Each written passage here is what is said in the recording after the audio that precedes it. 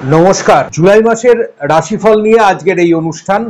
প্রথমেই দেখে নিই গোচর বা সঞ্চার অবস্থায় কোন কোন গ্রহের কি অবস্থান থাকছে এই জুলাই মাসে। এই মাসে তিনটি গ্রহের সঞ্চার আমরা দেখব, মঙ্গল, বুধ এবং শুক্রের। এছাড়াও রবির সঞ্চার কিন্তু হচ্ছে। মেষ রাশির ঘর পরিত্যাগ করে 12ই জুলাই মঙ্গল আসছে বৃষ রাশির ঘরে। 6 তারিখ পর্যন্ত শুক্র থাকছে মিথুন রাশিতে। মিথুন রাশি পরিত্যাগ করে জুলাইয়ের 7 তারিখে শুক্র কর্কট রাশিতে প্রবেশ করছে। একদম 18 তারিখ পর্যন্ত বুধ যেখানে ছিল অর্থাৎ কর্কট রাশির ঘরে, পরে বুধ 19 তারিখে সিংহের ঘরে অবস্থান করবে। 16 তারিখে মিথুনের ঘর পরিত্যাগ করে রবি কর্কটের ঘরে প্রবেশ করছে। আর অলরেডি আপনারা জেনে গেছেন 30শে জুন 2024-এ 5 মাসের জন্য শনি তার নিজের ঘর কুম্ভ রাশির ঘর বক্রগতিতে সঞ্চার করছে। অলরেডি সেই ভিডিও কিন্তু চলে এসেছে 12টি রাশি লগ্ন যাদের আছে।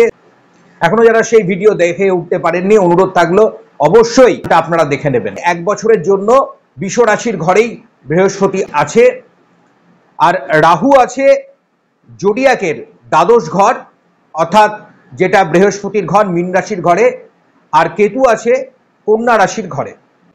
শুক্র কিন্তু পুনরায় কর্কট রাশির ঘর পরিত্যাগ করে 31শে জুলাই শুক্র অবস্থান করছে সিংহ রাশির ঘরে। এই অনুষ্ঠানটি সম্পূর্ণ মুন সাইন ধরে করা হচ্ছে, তাই রাশিকে সর্বদাই আপনারা ফার্স্ট প্রেফারেন্স দেবেন। এবার চলুন আপনাদের হেলথের কন্ডিশন এই মাসে কেমন আছে আমরা জেনে নিই। অধিপতি হচ্ছে বুধ, আপনারা জানেন, এবং এটি একটি পৃথ্বীতত্ত্বের দ্বৈত সত্তার রাশি। প্রথমেই আমি হেলথের কন্ডিশনে যেটা আমি দেখতে পাচ্ছি, এই মাসে আপনার শারীরিক দিকটা অনেক ভালো থাকবে, এটা একটা সুখবর।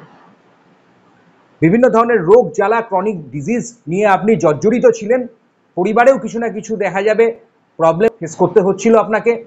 পারিবারিক দিক থেকে ফ্যামিলিতে কিছু বয়স্ক মানুষজন বা শারীরিক দিক থেকে যারা অসুস্থ আছেন তাদেরকে নিয়ে ব্যয় হয়ে যাচ্ছিল। তাই বলা যাচ্ছে এই মাস কিন্তু অনেকটাই সেই জায়গাটা কমবে এবং আপনি দেখবেন আস্তে আস্তে জায়গাটা অনেকটাই অনুকূল হবে এবং পরিস্থিতি আপনার অনেকটা ভালো হতে থাকবে। কারণ জুলাই মাসে দেখা যাচ্ছে যে পরিস্থিতি আপনার গোচরে আছে সেখানে কিন্তু জুলাই মাসে রোগ নিরাময় হওয়া এবং সেখান থেকে সুচিকিৎসা সুপরামর্শ আপনি লাভ করতে চলেছেন। ষষ্ঠে শনি আছে এবং সেই শনি সবসময় মনে রাখবেন গুপ্ত শত্রুতা রোগ ব্যাধি থেকে আপনাকে নিরাময়ের রাস্তা দেখায়। শনি সর্বদাই ষষ্ঠে থাকলে সে কিন্তু পরাক্রমশীলতা দেখিয়ে দেয়, অর্থাৎ সে কিন্তু চায় আপনি একটা কিছু হাসিল করুন, আপনি ন্যায় সত্য নিষ্ঠা থেকে আপনি একটা ভালো ফল কিন্তু এই সময় লাভ করতে পারবেন। শনি আপনাকে সবসময় কারক, শনি কিন্তু এখানে মারক নয়। শনি আপনাকে ব্লেসিং দিচ্ছে, শনির প্রভাব আপনাকে জীবনকে উন্নতির পথ তৈরি করতে সক্ষম হবে। অলরেডি সেই ভিডিও আছে বক্র অবস্থায় শনি যে 30শে জুন থেকে 15ই নভেম্বর পর্যন্ত 2024 সালে এই 5 মাস তার সঞ্চার হবে, সেখানে আপনার রাশি লগ্ন ধরে কি কি ফল পাবেন অবশ্যই সেই ভিডিওটা যদি এখনো না দেখে থাকেন অনুরোধ থাকলো আপনি সেই ভিডিও দেখে নিতে পারেন। আশা করব সেখান থেকে আপনি অনেক ভালো ফল, অনেক কিছু তথ্য সংগ্রহ করতে পারবেন। এবার চলে আসছি আপনার কেরিয়ার, এডুকেশন এবং ওয়েলথের জায়গা কেমন থাকবে। বিদ্যার্থী এবং শিক্ষার্থীদের জন্য সময়টা কিন্তু খুবই ভালো। স্কুল কলেজের পরীক্ষা থেকে ভালো ফলাফল লাভ করা, আগামী দিনে বিভিন্ন ধরনের যারা পরীক্ষা দেবেন, যারা এন্ট্রান্সের পরীক্ষা দেবেন বিভিন্ন ধরনের, তারা কিন্তু খুব ভালো প্রভাব তাদের বাড়বে। ডাক্তারি, চিকিৎসা শাস্ত্র, কারিগরি বিদ্যা, টেকনোলজির সঙ্গে যুক্ত তথ্য প্রযুক্তি, বিভিন্ন ধরনের গবেষণা, এই কাজগুলো কিন্তু এই সময় ভালো হবে। যারা অলরেডি কর্মে আছেন কিন্তু কর্ম থেকে এখনো খুব একটা ভালো ফল পাচ্ছেন না, অস্থায়ীভাবে আছেন, সেখানেও বলবো এই সময় জুলাই মাস আপনাদের জন্য ভালো বার্তা আনবে। বারবার বলছি শনি কিন্তু স্থায়ী কর্মের যোগাযোগ দেখায়, স্থায়ী কর্মের একটা পথ খুলে দেয়। তাই অবশ্যই আপনাকে আমি বলবো নিরাশ হবেন না, আপনি আপনার কর্ম ভালো করে চালিয়ে যান, শনি আপনাকে কখনো নিরাশ করবে না এবং সেখান থেকে আপনি ভালো ফল অবশ্যই আশা করতে পারেন। কিছু জায়গা থেকে দেখা যাবে আপনার কর্মের পরিবর্তনও কিন্তু হতে পারে, নতুন কর্মের যোগাযোগ আসতে পারে, কিছু একটা পরিবর্তন যেটা এই সময় কিন্তু আসার সম্ভাবনা প্রবল আছে। অর্থাৎ আপনি কোনো কাজ করছেন, সেটা দেখা গেল আপনার পদোন্নতিও হতে পারে বা সেখান থেকে আপনি চেঞ্জ করে অন্য জায়গাতেও আসতে পারেন। মোট কথা এই সময়টা কিন্তু একটা পরিবর্তনের জায়গা তৈরি করছে এবং সেটা অনেকটাই আপনার জন্য অনুকূল এবং ভালোর দিকেই কিন্তু আসবে এবং সেটা আপনার ভালোই হবে। ওয়েলথের জায়গাটা অবশ্যই আপনার ভালো আছে, সঞ্চয় আপনার অনেকটা বৃদ্ধি পাবে, কিছু প্রাপ্তিযোগ, কিছু ভালো একটা দীর্ঘদিনের আশা পূরণ বলতে পারেন আপনার হয়ে যাওয়ার সম্ভাবনা আছে। বা বাইরে যারা অলরেডি কাজে যাবেন ভাবছেন, যারা কাজ করছেন অলরেডি, তাদের জন্য কিন্তু ভালো প্রভাব তৈরি হবে। ফ্যামিলি এবং রিলেশনশিপের জায়গাটা যদি আমি দেখি তাহলে বলবো ফ্যামিলির জায়গা অবশ্যই ভালো আছে, কিন্তু মাঝে মধ্যে মনে রাখবেন কিছু কিছু ছোটোখাটো ভুল বোঝাবুঝি, মিসআন্ডারস্ট্যান্ডিং আসতে পারে, সেটা হয়ে যেতে পারে, সেটা বাড়তি প্রেশার বা বাড়তি চাপ থেকে আপনার হতে পারে। কারণ এই সময় একটু কর্মের জায়গাটা নিয়ে বিশেষ করে আমি বলছি, এই যে বললাম কিছু পরিবর্তন বা কিছু একটা দায়িত্বভার আসতে পারে, সেখানে কিছুটা হয়তো আপনি সেখানে ব্যস্ত থাকবেন। তাই বারবার বলছি ফ্যামিলিকে বেশি করে সময় দেওয়ার চেষ্টা করবেন, আর যতটা পারবেন অবশ্যই কম কথা বলার চেষ্টা করবেন, কারণ এই সময় কিছু কিছু ক্ষেত্রে আপনার এক একটা কথা কিন্তু খুব গুরুত্বপূর্ণ হয়ে দাঁড়াবে। কিছু মানুষ, কিছু সিদ্ধান্তেশী মানুষ থাকবে সবসময় আপনার ভুল ধরার জন্য, এবং সেখান থেকে আপনাকে বেরিয়ে আসতে হবে। কারণ মনে রাখবেন একটা কথা, কেতু সবসময় যেহেতু আপনার রাশি বা লগ্নের ওপরে বসে আছে, আর এখানে সপ্তমে যেহেতু আপনার রাহু বসে আছে, তাই সেখানে এই প্রভাবটা কিন্তু আপনার চলতেই থাকবে। কারণ রাহু এবং কেতুর যে স্প্যানটা, সেটা অ্যাকচুয়ালি 1.5 বছরের স্প্যান, এবং সেটা কিন্তু অলরেডি যবে থেকে রাহু এবং কেতু চলে এসেছে আপনার অ্যাক্সিসে, আপনার রাশি এবং লগ্নের অ্যাক্সিসে চলে এসেছে, তবে থেকে কিন্তু এই জায়গাটা তৈরি হচ্ছে। তাই এই জায়গাটা কিন্তু শুধুমাত্র রাশিফল হিসাবেই বলছি না, এটা কিন্তু পুরো এই যে রাহু কেতুর সঞ্চার যতদিন না ঠিকঠাক জায়গায় হচ্ছে ততদিন এটা চলতেই থাকবে। তাই গুপ্ত শত্রুতার ব্যাপারে আপনাকে সজাগ থাকতে হবে। সামনে থেকে কিছু বললো, কিন্তু দেখবেন পেছনে গিয়ে সে কিন্তু পাল্টি খেয়ে গেল, সেই জায়গাটা কিন্তু আপনাকে বুঝতে হবে। তাই খুব সতর্কভাবে কথাবার্তা বলবেন, কোনো মানুষকে আপনার গোপন কথা, গুপ্ত কথা বার করে দেবেন না। সেখান থেকে হতে পারে আপনাকে কোনো প্রতারণা বা আপনাকে কোনো সুযোগ নিয়ে নিতে পারে, আপনাকে কোনোভাবে আর্থিক জায়গা থেকে বিপদে ফেলতে পারে, মানসিক দিক থেকে আপনাকে পীড়াও দিতে পারে। তা সেই জায়গাটা কিন্তু আপনার ফ্যামিলির ক্ষেত্রেও বলছি, সেটাকে আপনি দেখে বুঝে চলবেন। দাম্পত্য দিক জায়গা আপনার ভালোই আছে, তবে মাঝে মধ্যে ওই যে বললাম একটু ইগো, একটু মাঝে মধ্যে ক্ল্যাশ আসতে পারে, কিন্তু বড় রকমের কোনো সমস্যা খুব একটা দেখতে পাচ্ছি না। যারা রিলেশনশিপ, বিশেষ করে যারা প্রেমিক প্রেমিকা আছেন, যারা সম্পর্কের মধ্যে আছেন, যারা বন্ধুত্বপূর্ণ সম্পর্কে আছেন, তাদের ক্ষেত্রে বলবো অবশ্যই সময়টা ভালো, তবে মাঝে মধ্যে ভুল বোঝাবুঝি বাড়তে পারে, এটাকে খুব একটা গুরুত্ব দেবেন না, এটা আস্তে আস্তে দেখবেন ওটা ঠিকঠাক হয়ে যাচ্ছে। কারণ এই সময় আপনার জন্য অনেক অপরচুনিটিস নিয়ে আসছে। এবার কিছু অবস্ট্যাকলস এবং অপরচুনিটিসের কথা যদি আমি বলি, প্রথমে একটু বাধা বিপত্তির কথাগুলো বলি, যেগুলো আপনি এইগুলো কি কি আসতে পারে সেটা নিয়ে একটু বলে দিচ্ছি।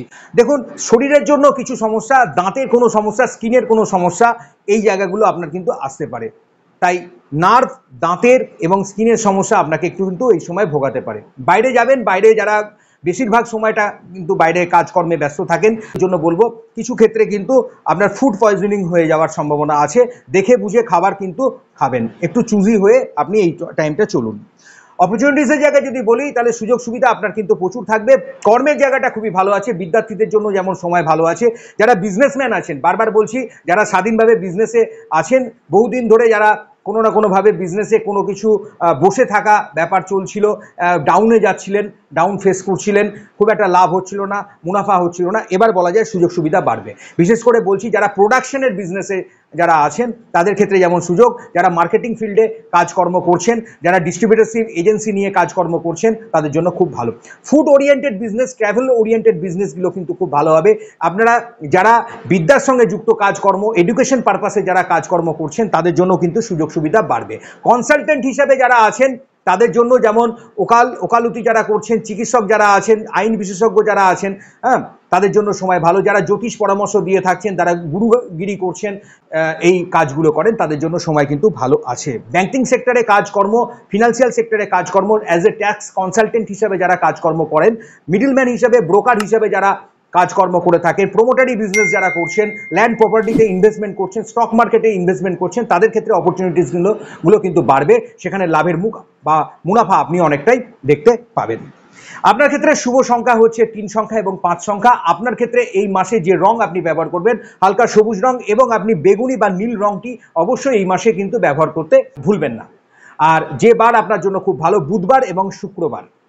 প্রতিদিন অবশ্যই হনুমান চালিসাটা এই সময় কিন্তু আপনি পাঠ করতে ভুলবেন না। পাশাপাশি প্রতি শুক্র এবং শনিবার কিন্তু পারলে একটি মাটির প্রদীপে সর্ষের তেল এবং তাতে একটু কালো তিল দিয়ে দেবেন, আর প্রদীপটা আপনি দক্ষিণ দিকে মুখ করে, বাড়ির সদর দরজা বা মেন গেটের দক্ষিণ দিকে মুখ করে আপনি দিয়ে দেবেন। শুক্রবার এবং শনিবার এই কাজটা পরপর করবেন, প্রতি সপ্তাহে করতে থাকুন। এই জায়গাটা আপনার অনেকটাই বাস্তুর জন্য ভালো হবে। আমি যে উপায়টা বললাম সেটা আপনি করুন এবং আপনার ভেতরে পজিটিভ এনার্জি বাড়বে। যারা কোনো লেনদেন করছেন কিন্তু সেখানে বারবার টাকা আটকে যাচ্ছে, আপনি কোনো জায়গা থেকে ফিনান্সিয়াল জায়গা থেকে লসে আছেন, লসে রান করছেন, টাকা পয়সা আপনি পাচ্ছেন না, বকেয়া টাকা আপনার হাতে আসছে না, বা আপনি কোনো আপনি লোন করবেন সেটা আপনি পাচ্ছেন না, কোনো বাড়ি কেনা বেচা বা কোনো বাড়িতে ইনভেস্টমেন্ট করবেন, কোনো কিছু ল্যান্ড প্রপার্টি করবেন, সেখানে ঝামেলা অশান্তিতে আছেন, এগুলো সবটুকুই আমি বললাম। এই উপায় দুটো আপনি করুন। একটা হলো হনুমান চালিসাটা পাঠ করতে ভুলবেন না, আর শনিবারটা পারলে অবশ্যই আপনি সাত্বিকভাবে চলার চেষ্টা করুন। বাঁ হাতে একটি কালো বা নীল রঙের ধাগা বাঁ হাতে বা বাঁ পায়ে আপনি কিন্তু বেঁধে রাখতে পারেন, আপনি ছেলে হন বা মেয়ে হন। ঠিক আছে, এই উপায়গুলো আপনি করবেন, আর অবশ্যই প্রদীপটা কিন্তু জ্বালাতে ভুলবেন না।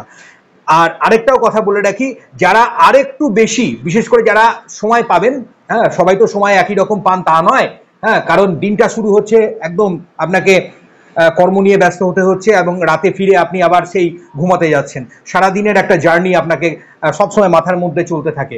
কিন্তু যারা একটু সময় পাবেন, নবগ্রহ স্তোত্রমটা ডেসক্রিপশনে দিয়ে রাখছি, অন্তত আপনি সপ্তাহে একদিন করুন, দুদিন করুন, আপনি চেষ্টা করুন। যদি প্রতিদিন সম্ভব হয় আমি তো বলবো ভালো, নাহলে অন্তত সপ্তাহে একদিন করারও চেষ্টা করুন। নবগ্রহ স্তোত্রমটা হচ্ছে 9টা গ্রহের যে পুরোপুরি মন্ত্রটা থাকছে, রবি দিয়ে শুরু হচ্ছে, কেতু দিয়ে শেষ হচ্ছে, দেখুন ডেসক্রিপশনে আপনি পেয়ে যাবেন। একবারই মন্ত্রটা আপনি পাঠ করে বাড়ির বাইরে বেরাবেন। আর অবশ্যই আমি বলি শ্বেত চন্দন এই সময় স্পর্শ করুন, কারণ রাহু এবং কেতু যদি আপনার খুব বাড়াবাড়ি করছে না, তাহলে ড্রাগনস হেড এবং ড্রাগনস টেল বলা হয়ে থাকে। রাহু মাথা আর কেতু হচ্ছে তার ধরের অংশটা। এটাকে কিন্তু পৌরাণিক আমাদের নিয়ম বা বিধিতে আমরা সমুদ্র মন্থনে সেই কাহিনী পেয়েছি, যে যেখানে ওই বিষ কিভাবে অমৃত পরিণত হলো এবং দেবাদিদেব মহাদেবের কৃপা। হ্যাঁ আরেকটা কথা বলছি, যারা অবশ্যই মহাদেবের পুজো অর্চনা করছেন, দেবাদিদেব মহাদেব শিবকে উপাসনা করছেন, তাদের জন্য সময়টা কিন্তু খুব ভালো আছে। হনুমান চালিসাও কিন্তু আপনি পাশাপাশি পাঠ করুন, শনির ভালো প্রভাব আপনি পাবেন। ভালো থাকবেন, সুস্থ থাকবেন, আনন্দ থাকবেন, আর প্রত্যেককে ভালো রাখার চেষ্টা করবেন। নমস্কার।